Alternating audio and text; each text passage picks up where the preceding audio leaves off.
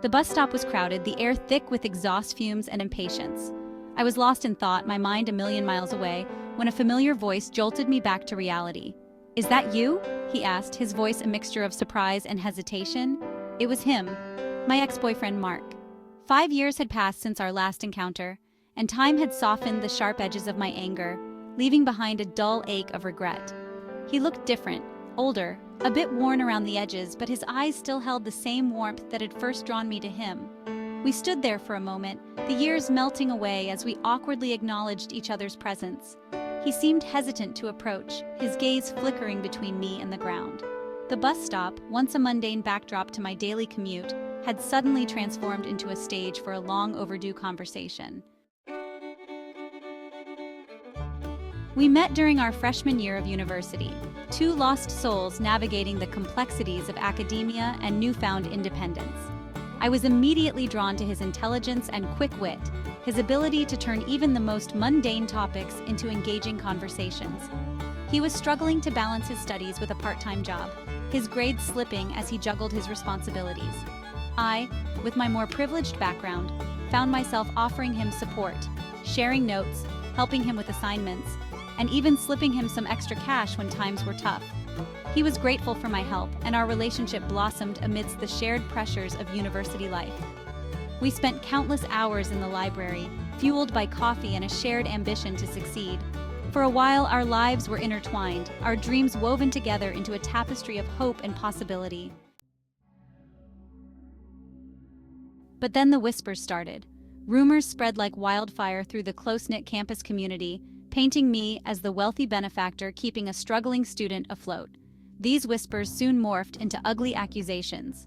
Mark, fueled by his own insecurities and the venomous gossip, began to believe the lies. He accused me of using him, of flaunting my privilege, of making him feel small and indebted. His words stung, each syllable a blow to the fragile foundation of our relationship.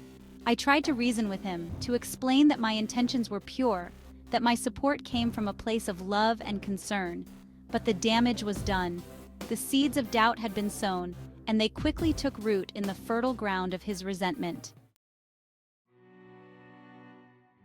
The breakup was inevitable, a messy and painful unraveling of what had once been a source of strength and comfort.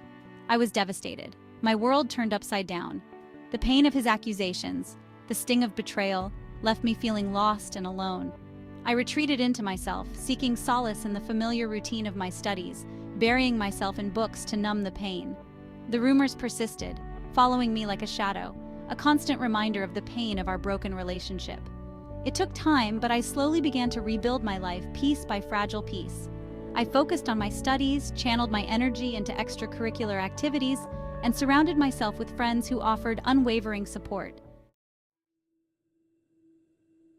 Now, standing at the bus stop, 5 years later, the weight of the past pressed down on me. He looked disheveled, a worn briefcase clutched tightly in his hand. He explained that he was on his way to a job interview, his voice tinged with a desperation that mirrored his appearance. He asked if I had any advice, any tips on how to navigate the cutthroat world of job hunting. For a moment, I hesitated, the old anger flickering to life. But then I saw the vulnerability in his eyes, the genuine remorse that shadowed his features. I offered him what advice I could, drawing on my own experiences in the professional world. He listened intently, nodding at my suggestions, a glimmer of hope returning to his eyes. As the bus pulled up, he thanked me, his voice thick with emotion. As I watched him board the bus, I felt a sense of closure wash over me. The anger and resentment that had festered for years dissipated, replaced by a quiet sense of peace. He had apologized for his past behavior, acknowledging the pain he had caused. I realized that I had grown, that I was no longer the naive young woman who had allowed herself to be defined by the actions of others. Later that evening, I received an email from Mark, thanking me again for my help and asking if I would be willing to be a reference for him. Attached was his resume. I read through it, impressed by his qualifications and the resilience he had shown in rebuilding his life. But as I sat there, staring at his name on the screen, I knew that I couldn't be his reference. I had found closure, yes, but that didn't erase the past. I wished him well, but I also knew that some boundaries are best left uncrossed. I had moved on, and it was time for him to do the same.